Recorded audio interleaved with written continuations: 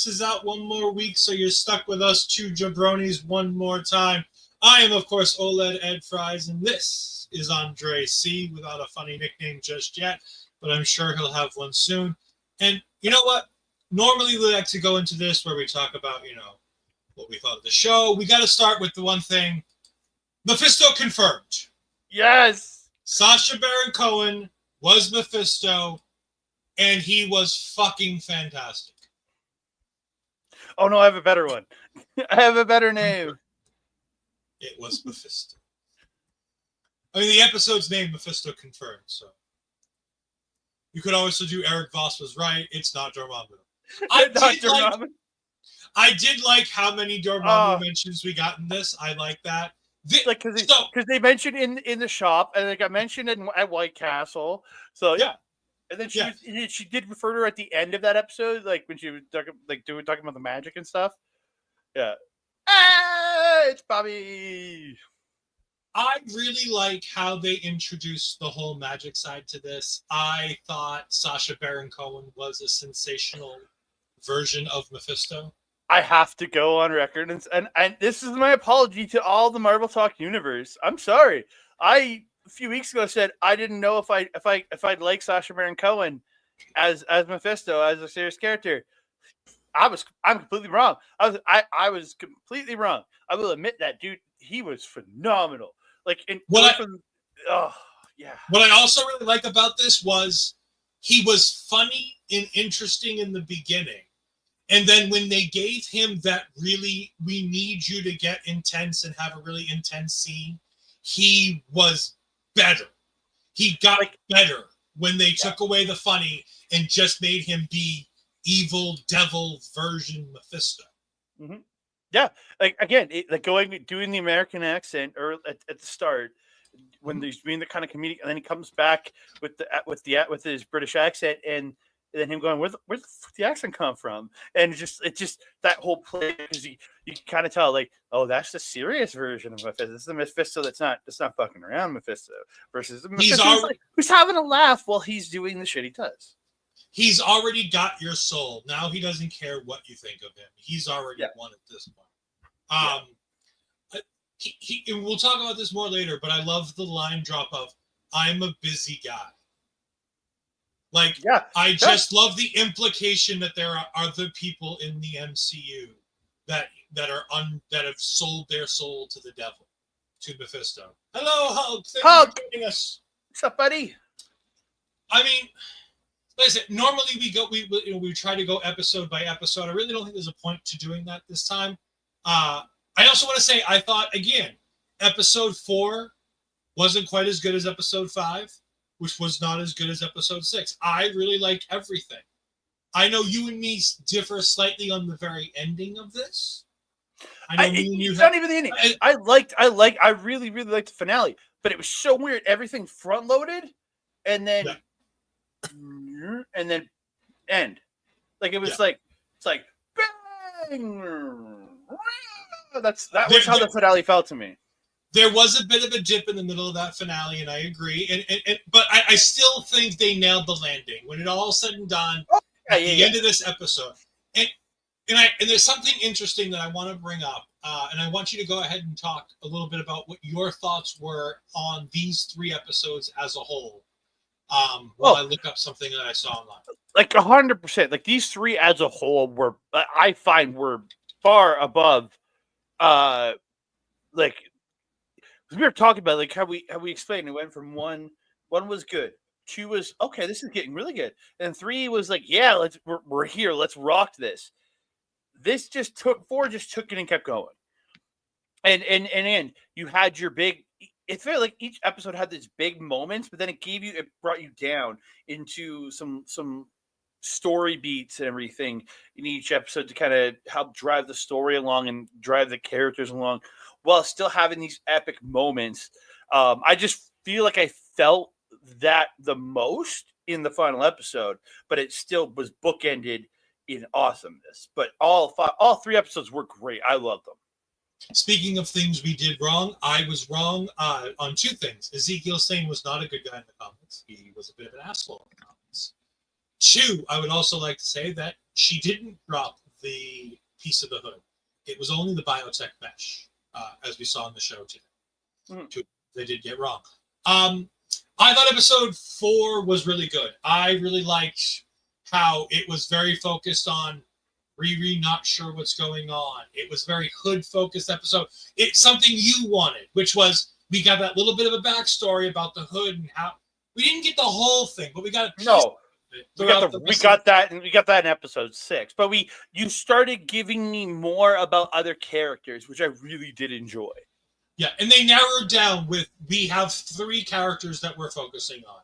We're focusing on Ironheart, Riri Williams. We're focusing on Hood, and we're focusing on Zeke. Yeah. And they were like, this is going to be the focus for our show going forward. We're not going to spend so much time with our friends in the crew.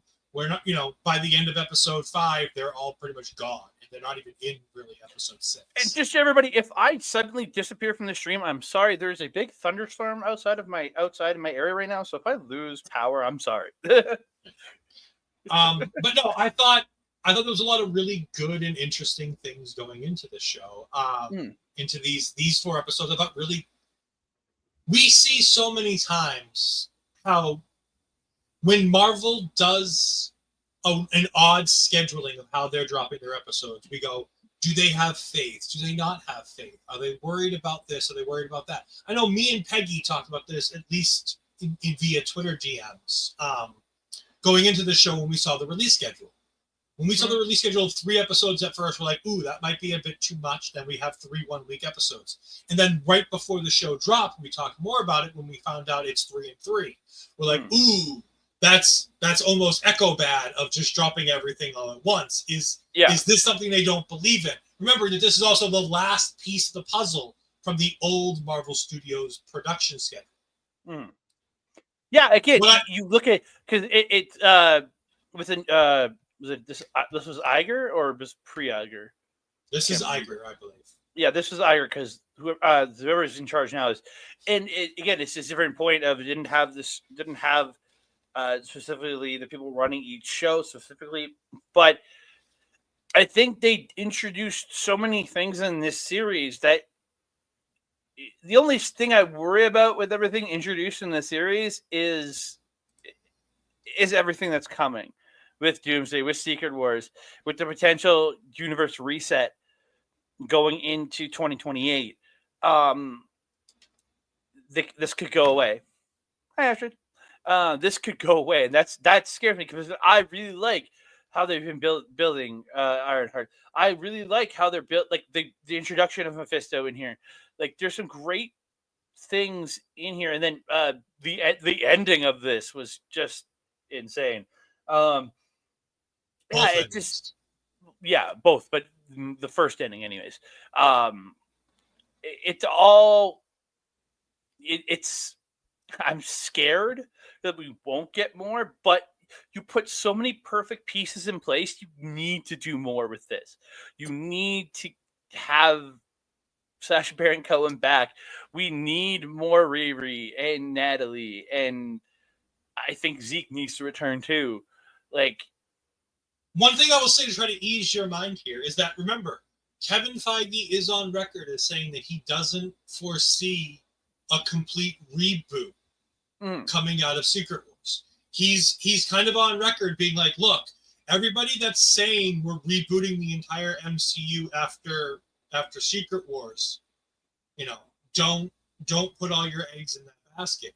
Great. I think there's going to be a significant restructuring of the MCU coming out of Secret Wars. I think we're going to lose some characters. We're going to gain others. We may never see other characters again. But I wouldn't necessarily say that we're not going to. Iron Fist. I don't think we're going to. Never going to see him again. Probably not. I do want to say, when talking about getting more of this, I specifically went, and this is what I was looking up while I was having you talk.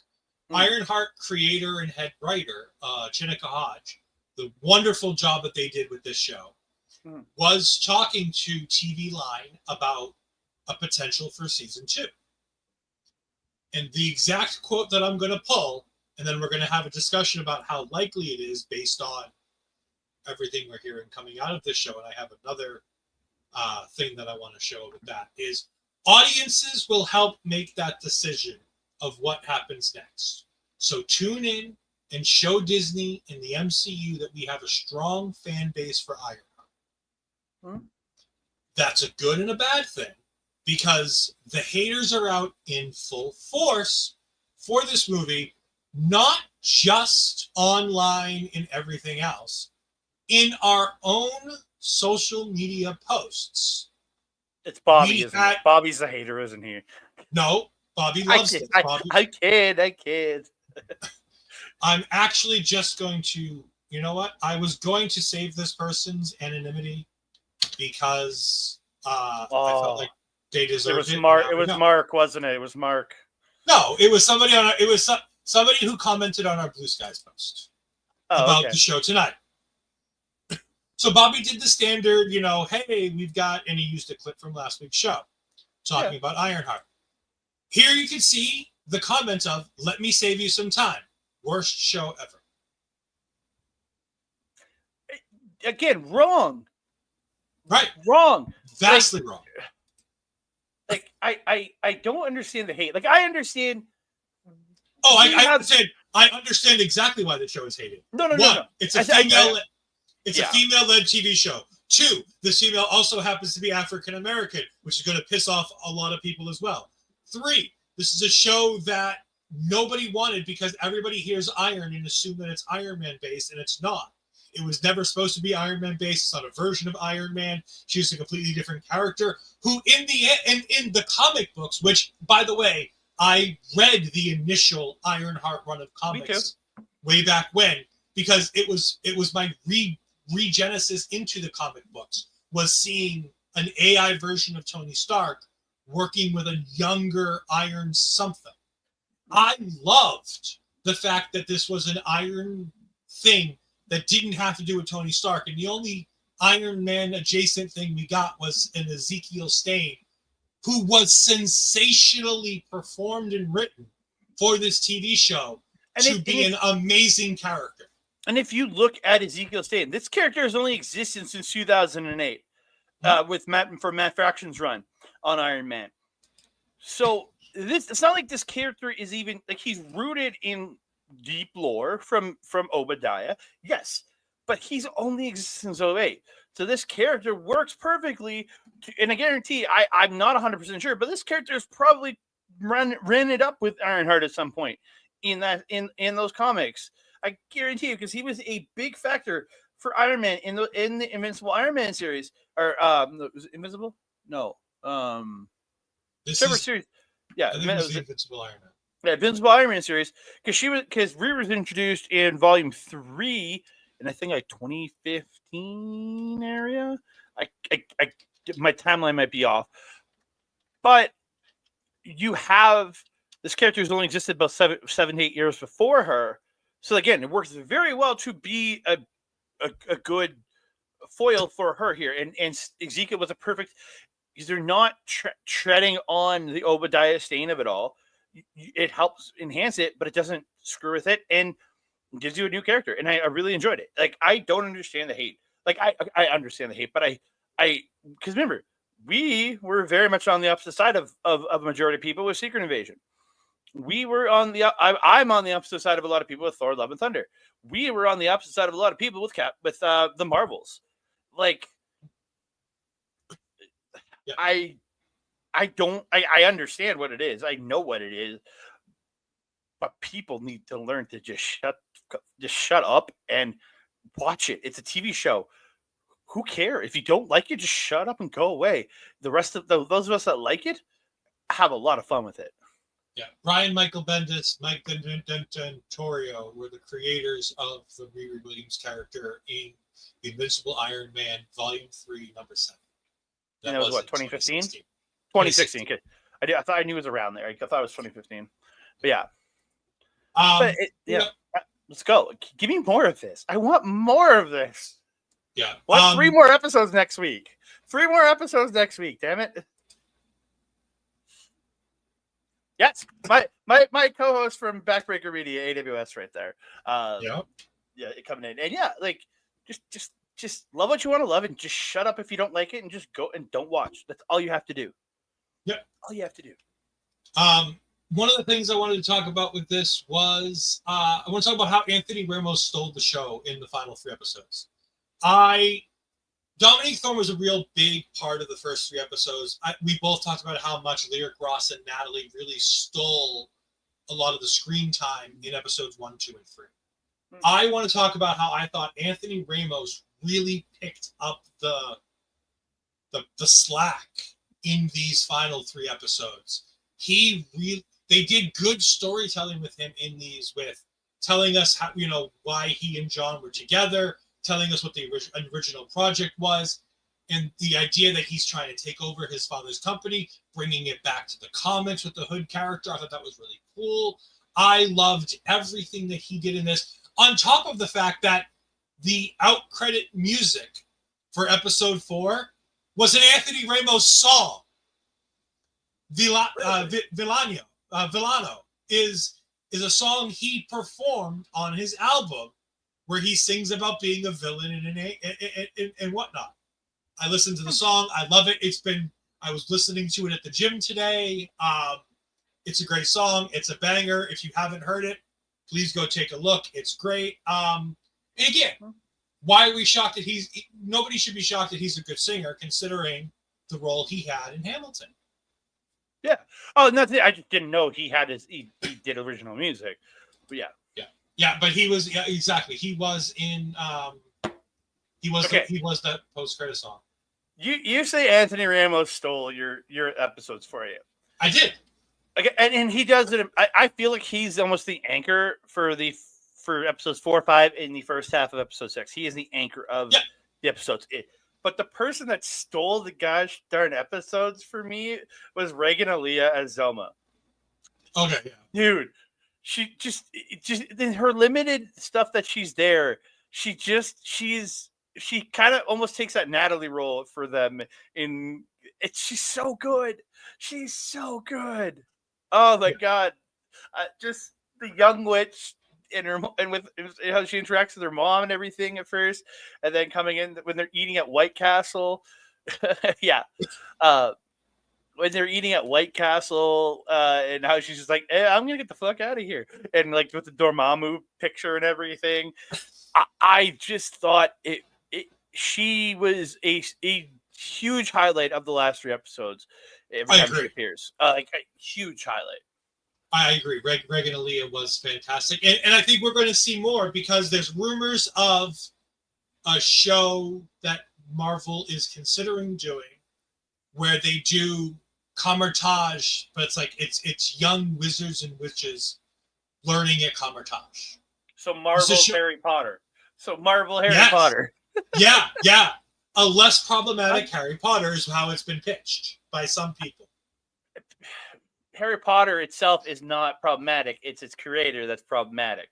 Which makes Harry Potter get through their head. I can still enjoy it. Okay, shut up. I can still Of course you can. Of course you can, but you just can't give money to the creator because fuck her. I want to watch the new show. I know, me too. But no, I agree. Zelma Stanton is a highlight of these episodes. Don't get me wrong. I think she was great. I love the idea that we got that her mother was a student at Kamar-Taj. Again, a dropout. Well, yeah, she dropped out because she got pregnant and she decided to leave Kamar-Taj. The thing is, I want to know where her dad is. Yeah, but remember, is it Wonger's? I was gonna say, no, Wonger's girlfriend was Sarah. We saw that in Multiverse of Madness. He could have had this girl. This could have been a previous girl. She could have been a previous girlfriend. So let's go. I mean, remember, people come and go from Kamar-Taj much more readily than people understand. Like, remember, Kamar-Taj is about finding this, but as we saw in the first Doctor Strange movie with the other character, the guy with the back, who got the fixed his back. Yeah. Oh, yeah. I know the actor. He was like, "Why am I blanking?" Yeah. Bobby, find out who that is. Yeah. Bobby figured it out for us. But you know how he said, there was more there that I could learn, but I chose to take my miracle and just leave. So people come and go for Kamar-Taj for a multitude of different reasons, especially with a good heart. And so her leaving would not raise an eyebrow because they'd be like, look, I want to raise Benjamin Bratt. Benjamin Bratt. Fantastic actor. Love him. Yeah. So I loved the way they introduced magic into this show. It was done tastefully. It was done in a way that makes sense with everything we've seen. Using spells to imbue power is something we've seen in What If. It's something we've seen in versions of the Doctor Strange movies. So it's not comics, entirely. It's existed in the comics. So like again, it makes total sense. Yeah, and they did it in a way that made sense, which I was afraid of because, you know, I was like, oh, they're just going to give her suit magic. And it's like, no, they brought it in. And then using the magic to kill off the AI, to give Riri that reason, that motivation to even remotely deal with Mephisto at the end. And again, we'll get to the end at the end. But to give her that potential linchpin that Mephisto can use is such a smart and interesting way to do this. I really loved how that worked out. The one downfall I will say with this show, when it came to episode 6, is the fight between Riri and Hood felt like a bit of a let. That is where I feel like the episode went, because all the Mephisto stuff with Hood, that you're getting the backstory and everything there was so good. Yeah. And then, because the fight just ended so quickly. It seems it was so anticlimactic. She just worked him because she had magic, and he was done. I'm like, okay, like I got it. We had to move the show along, and we didn't want it to take too much time, so this is what they chose to do, and I get it. But at the same time, I was like, I wanted a little more.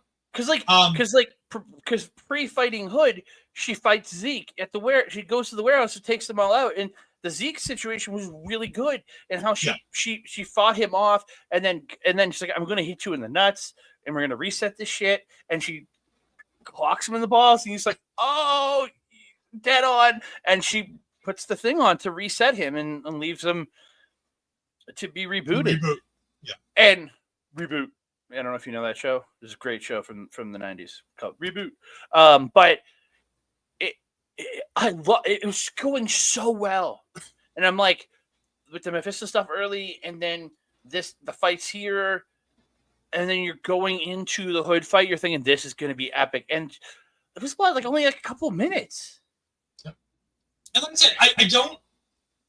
The what we got was cool. I liked the things we got. It just felt like on a very low scale. Like the Hood's not used to actually having to fight people, it seems like. Which honestly is fine. But he's fighting for the magic. He's fighting for everything he's ever wanted, to be the king. And it just felt like it kind of fell off at that point. I want to go into the Mephisto stuff because I thought this was really good. I watched a lot of things about Mephisto going into this, knowing he was coming up in these episodes, or potentially coming up in these episodes. Doctor Strange is the person who most often deals with Mephisto. A lot. Which makes sense. I agree. The magic and everything. Yeah. And one of the things that was brought up in a lot of the things that I was hearing was that Doctor Strange is very careful with the language he uses. Because making a deal with the devil, making a deal with Mephisto is such an interesting thing where you'll say one thing, mean something else, and he'll give you word for word, letter for letter, exactly what you asked for. And then you'll come to him being like, I got the raw end of this. And he'll be like, no, I gave you exactly what you asked for. It's the opposite of the genie theory. You see videos of people asking something of a genie, but it's just completely wrong. He's the opposite. He gives you exactly what you asked for, but exactly what you asked for is going to screw you in the end. Yeah. And I loved his line of both when he talked to the Hood and when he talked to Riri about the cost. And he's like, it's nothing you'll miss. Because it's their soul. It's nothing you'll miss until you're gone. Mm-hmm. Until you're gone, you don't have to worry about it because I'm just going to take your soul. Well, if you don't subscribe to the Simpsons theory where Bart lost his soul and lost a piece of him and realized it while he was alive. So there's a Simpson theory to your soul. The fact that I can bring up Simpsons here is absolute perfection. And I'm wearing a Simpsons-inspired wrestling shirt.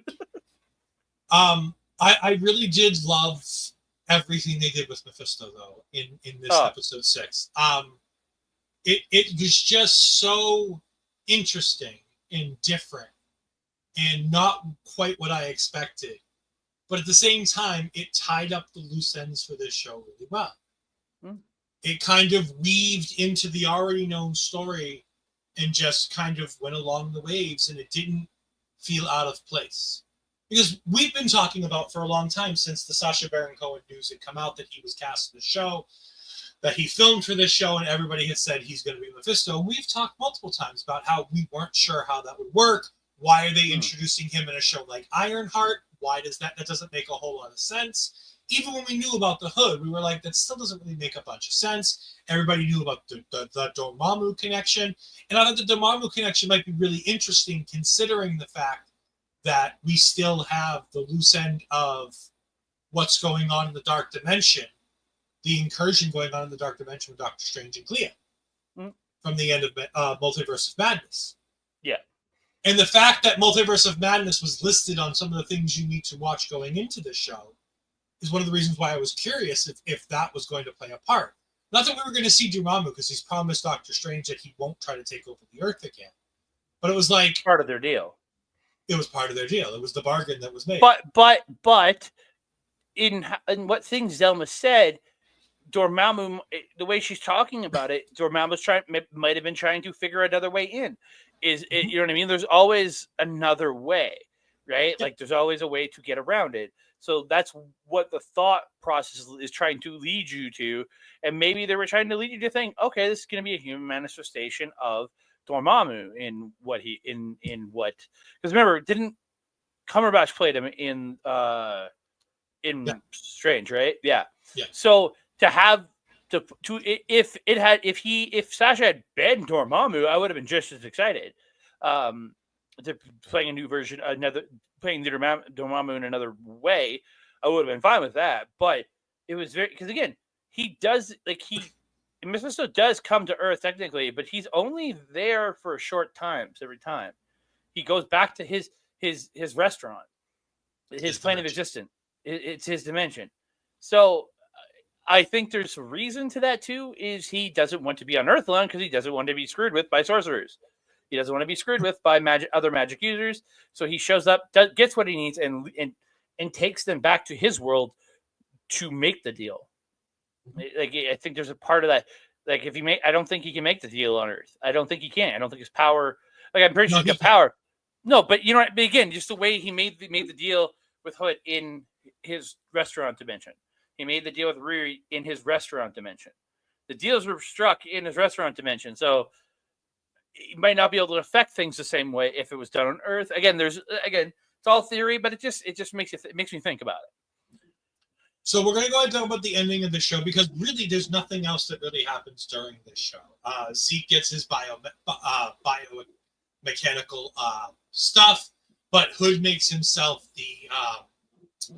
Hood has Slug make him the admin so that he has full control over Zeke, which is an interesting telling portion of the story, but it feels like it runs its course real fast. And I feel like they kind of overdo it a little bit with the mansion scene. Like, if you would have ended all the mansion stuff with when his father signed the shit over, I think, but when they did the meal thing and everything, he makes him eat, I'm like, I didn't need this. Yeah. But we get to the end. Ironheart defeats the Hood. She takes the Hood. She leaves the upstairs. She goes downstairs and she enters Mephisto's dimension. And he's sitting there eating pizza. And he invites her over. And then we cut to later on, a different time period. where Riri's in the workshop working on the suit, and Natalie appears. And Riri is ecstatic because she's apparently somehow done something to get her AI back. Yeah. Or so she thought. She finds out that this is the real Natalie brought back to life from the day she died. Because she asks about Gary. She has no clue what the hell Riri's talking about when she's talking about the suit. Riri says, run diagnosis, and she's like, what the fuck are you talking about? Where's Gary? And that's when Riri realized it. And then we go back to Riri talking to Mephisto.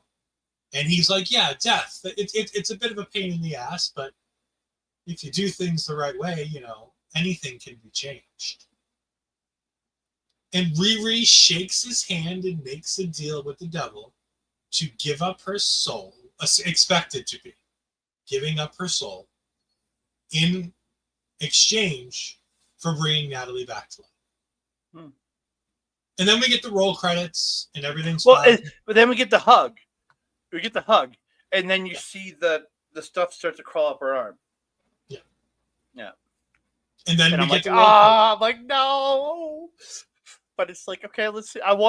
That's why I want more Ironheart. I need to see where this goes. I need to see how she beats Mephisto. I need to see her and Doctor Strange hang out and magic and machinery team up to beat Mephisto, just like it did to beat Thanos. You have to. And then we get the first and only post-credit scene of this entire show. Mm-hmm. The Hood is trying to get magical assistance from Zelda. Yep.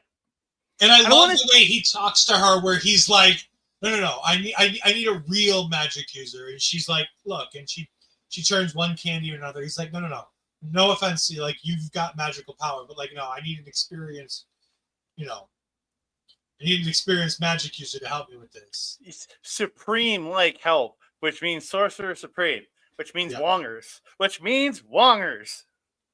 Yeah. But she and then that's where it goes. Like, he's trying to make a deal with her, and she smiles, and she sounds like she's in on it. And I'm like, oh, I love the idea of Azelma just wanting to use her power, just wanting to be helpful to people, and going down this dark line with Parker Robbins. But going down this dark line without realizing knowing how she's going down dark. I want to see this. I want to see the Hood and Zelma thing. I want to see all of it. I want more. Yeah. Give me more. Feed him more. He is now Ryback. No. Give me more. No, not that. I'm not stealing that. Not stealing that stupid line.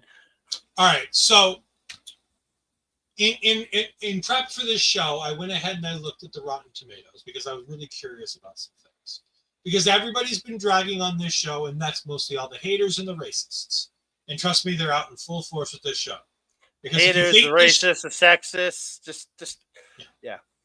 So, Andre, what do you think Ironheart got on Rotten Tomatoes for the critics? Okay, I want to say it was around in the 60s last time. No, critics. Yeah, and the critics were, I think, in the 60s or low 70s last time. So I'm going to say like 74. 86. Holy shit! They were in the 80s last time too. Oh, were they? Okay, that's gone. I thought they were lower. So if I remember the audience score, I think that was in the 60s. I remember that got review bombed. I don't know, within an hour of it being released, it got review bombed down to 35. Okay, but when we talked about it, it was up at like a 60 something, or high 50s, low 60s somewhere. I want to say it's up in I'm going to say 74 again. 53. Wow, it got lobbed down then. And I just want to talk about other projects. Daredevil Born Again, Popcorn Meter, 80. So I'm only going by fan bases on this one. Mm. Agatha All Along, 83. Echo, 59. Again, I don't understand. Secret Invasion, 43. And the thing is, it's Sam Jackson, man. I thought that series was really good. She-Hulk, 32. Oh, that's a complete lie. That show again. You have to watch that show very much as a comedy. It's a comedy. It. Hate people. Miss Marvel, 80. Yeah, because that was just something truly special. Even Moon the Knight. Review Bombers couldn't break that. Moon Knight, 88. Again, while not my cup of tea, I understand that show is brilliant. I just don't care for it because again, the weird nature of the show breaking up screws with me too much. But I understand the brilliance of that show. Hawkeye, 88. Loki as a show. Amazing show. I watched that series every Christmas. Loki as an average of both seasons is an 86. Falcon and the Winter Soldier, 81. WandaVision, 87. Yeah, again, those are the early days before people started shitting on all of it, too. So, but then look at the Marvels. Like that got review bombs right off the hop, and that's a good movie. Yeah. Like, so when people sit here and talk about how it's the worst show, it's not even the worst MCU show by the numbers. No, because by the audience numbers, it's still not even the worst show. There's at least 2 or 3 things below it. Yeah, but again, it's everybody is entitled to their opinion, but you don't have to be a jackass. We've got more footage to show people, so we're going to go ahead and do a couple of. Do I really want to see this? Like, is this going to ruin something for me? I know. I don't really want to see it either, but I feel like I have an obligation to our audience. This is a brand new, fantastic first look at the Fantastic Four First Steps. Welcome to the Baxter Building. Alien life was always a foregone conclusion. We interrupt your regularly scheduled programming to bring you a special look at Marvel Studios' The Fantastic Four First Steps. I've been a huge fan of the Fantastic Four since the beginning. I was a kid reading these comics, so the chance to help bring them to life was too hard to pass up.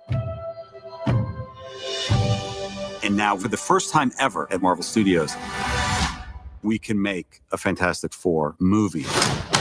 Action! We're going to build this retro future world. Build real sets, real locations. Reed's lab and the Baxter Building, this incredible Times Square backlot set. Fire it up!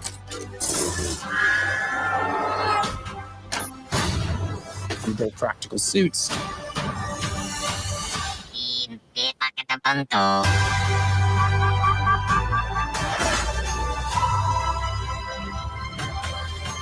We are your family. Just seeing the 4 of them together is going to be worth the price of admission.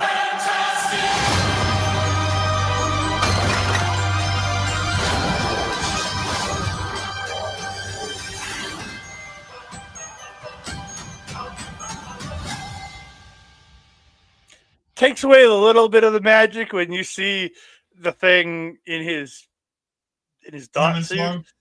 Dot suit. But again, I'm not complaining. That was actually really good. I really like that. And I love that. I love knowing that now I'm going into this movie knowing that a lot of the sets are real, like or are in, like they're not CGI'd in. Oh, that makes me happy. Yeah, I'm very excited for that. And remember, we will be reviewing that opening weekend when it comes out. But for those of you that watch, I haven't seen this yet. Really? Yet. You posted it. You posted it the other day, but I decided to wait because I figured you're going to show it here. So I didn't want to see. I was waiting for this episode. The more important thing I'm surprised with is this preceded every episode of Ironheart for me. So I'm surprised that you missed it today. So know that in Canada I don't have ads. Okay. So I don't get anything in the way of things. So all right, I don't even know if there's an ad tier in Canada right now, but yeah, I don't know. There might be, but August 27th, we're getting 4 episodes of Eyes of Wakanda. This is a show not done by Ryan Coogler, but he is the executive producer, which means his brand is probably doing this show. We will not have a show that same day because this comes out on a Wednesday. I do not have the time to watch 4 episodes. We'll be doing it over the weekend. It's fine. Yeah, this will be a weekend thing.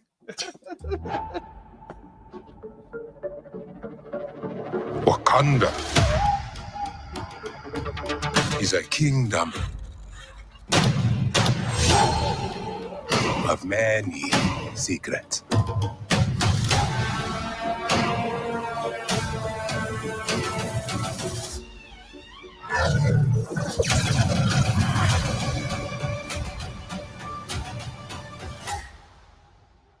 Yeah. That's it. Like 30 seconds.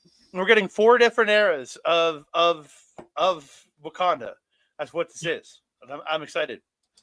Yeah, I'm very excited for this show. I wasn't sure how I was going to feel about an animated version of Wakanda, but I think we're going to be in good spirits and in a good place with it. The art looks very similar to the Kaori episode of What If. It feels kind of very similar in styling to the Kaori episode.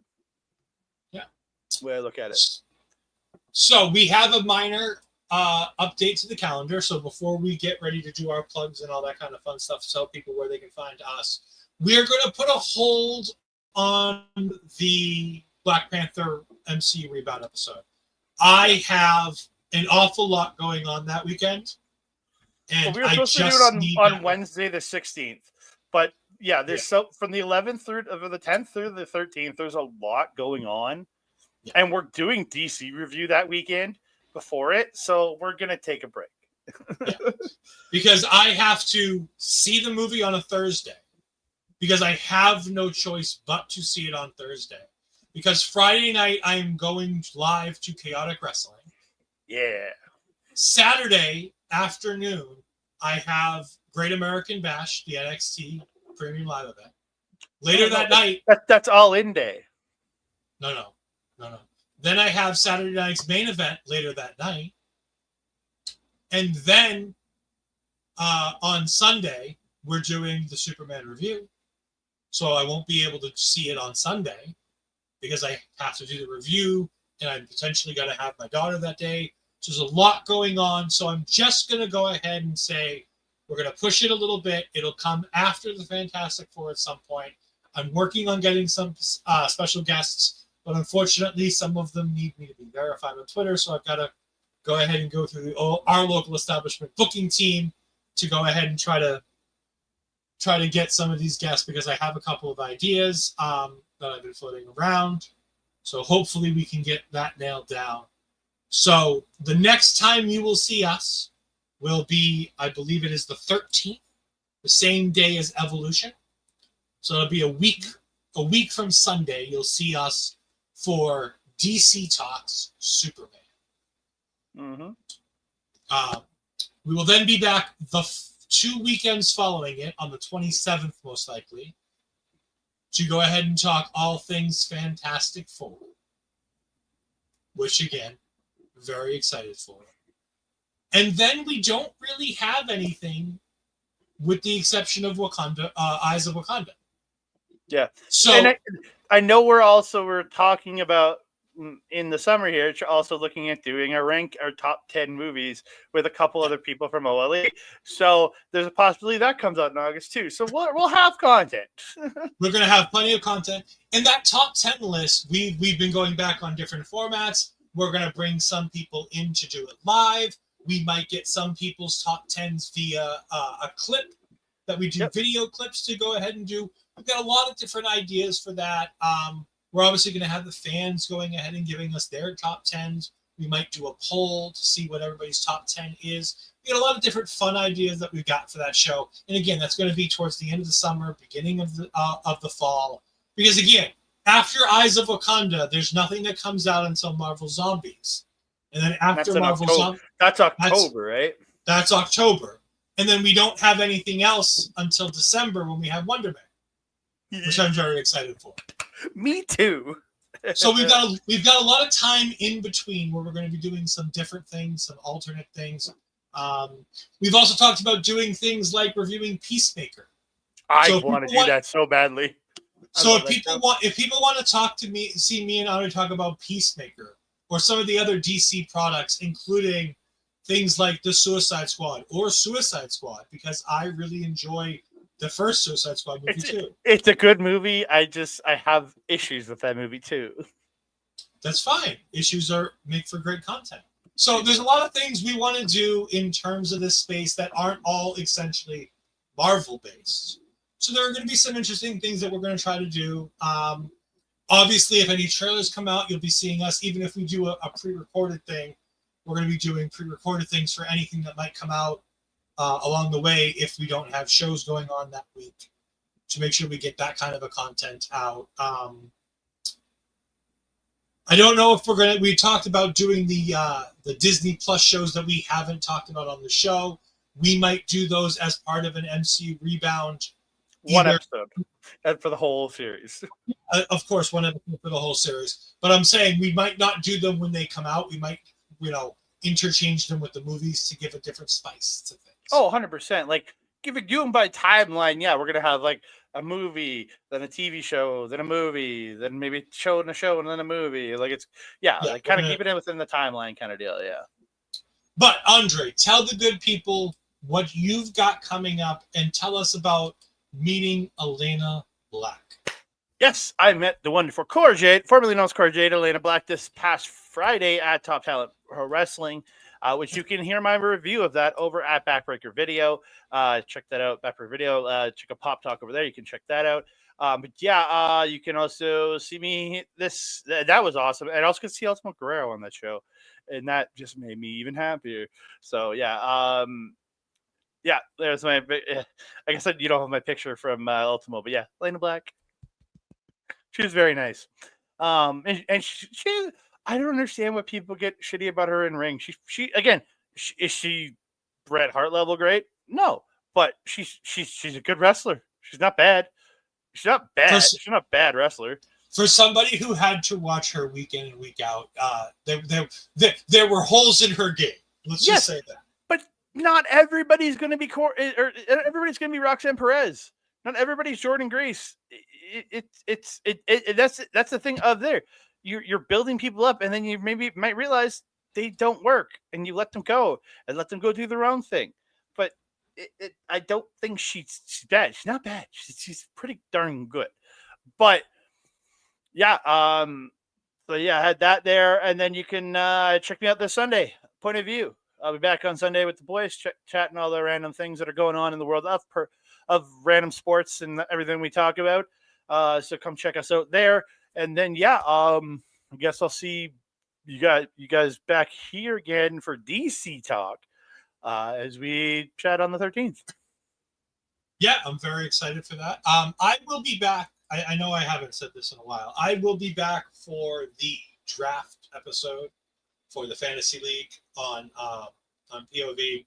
I've taken a significant amount of time off from that because I've gone back to Mama Fry's going back to church in person. So in-person church here, unfortunately, coincides terribly with Point of View, as church ends around 11:15 or so, and the drive back home. By the time I get home, Point of View's already over.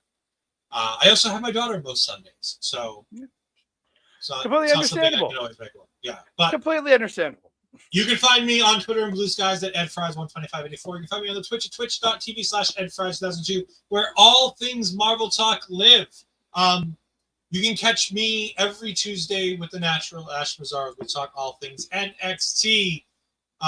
Last night, I was getting a lot of compliments for things that I was saying right. I had a lot of the chat thinking that I was saying things correctly, which was scaring STG, and Hulk was very happy that I was getting things right. So, we have NXT every week as we're heading into the Great American Bash.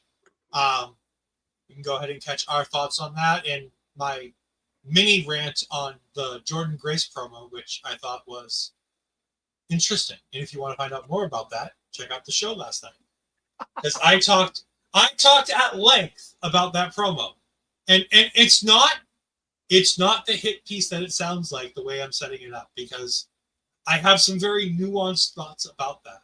And if you haven't seen the show, watch the show. I'm sure there's a clip coming of it that we can go ahead and watch. But no, I have some thoughts about that promo that she delivered the last night on NXT. Like Andre said, you can catch us for DC Talk coming up. You can catch us back here for Marvel Talk in the future as we go ahead and work on other things. You can catch me and Bobby Munson every Monday, which is recorded 2 new episodes today before Marvel Talk. We recorded 2 more episodes, the Go Home and the PLE show and the trades for WWE 2K25 GM mode. So you can go ahead and catch that. Yes, because after every 5 weeks, after every PLE, there's a round of trades that get to happen. So we get to make some trades. And I will tell you, Eric Bischoff was very anxious to trade 2 superstars. Oh, can I do one other plug? It's for our boy Mark Talks. I am now the official general manager of NXT, bringing in my new #1 top woman, Lola Vice. Brought her to NXT. Okay, and I need a new co-host for this show now. But yeah, check out Mark Talks. Mark Talks Wrestling. We're doing a lot of great stuff, and we're leading into the Bash. Coming up, going to be leading into Bash in Berlin and everything soon. So yeah, a lot of good stuff over there. And again, if you want to see everything that we have going on here, and trust me, there is a plethora of fantastic content here on our local establishment.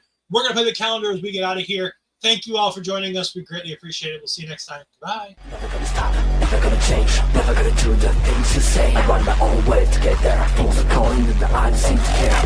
In the air, no more crowd, just the opposite kind of few clouds. Don't tell me the storm is coming, so take off all your lies.